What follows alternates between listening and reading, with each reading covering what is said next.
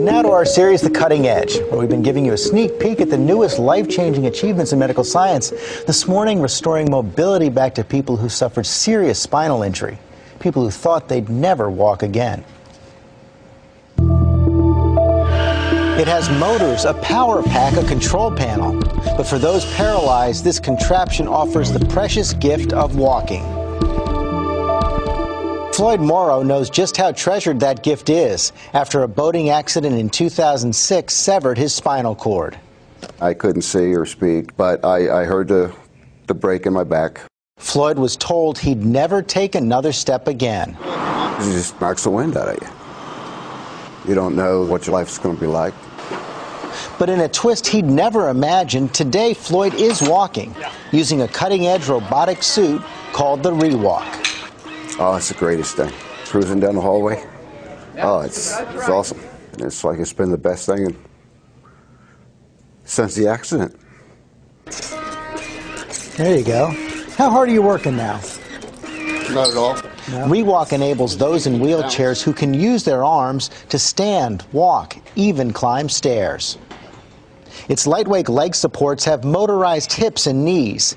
Advanced motion sensors placed in the shoulder and connected to a backpack computer detect subtle changes in gravity, telling the device when a step needs to be taken. We'll call that. Dr. Alberto Eskenazi is heading up the U.S. clinical trials at Moss Rehab in Philadelphia. To take something that is irreversible, like a spinal cord injury, and allow someone to function again, that to me is just a major step. There are 14 people in the clinical trial here. Right now, the suit, made by Israeli company Argo Medical, can only be worn in the lab. The only female in the trials here so far is Elise Einbender.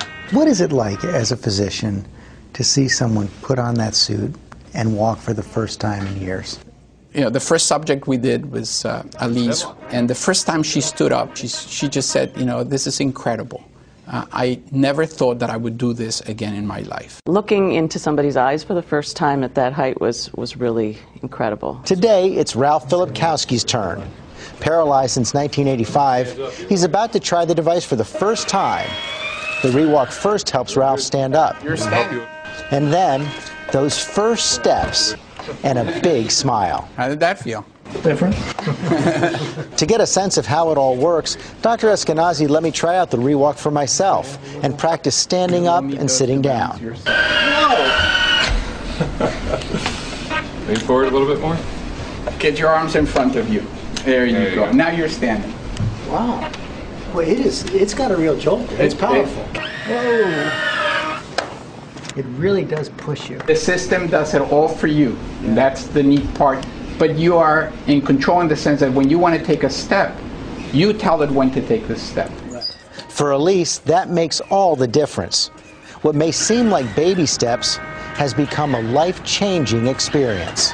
You know, personally what the ReWalk has meant to me, it's shown me a lot of what my body can do instead of all the things it can't do.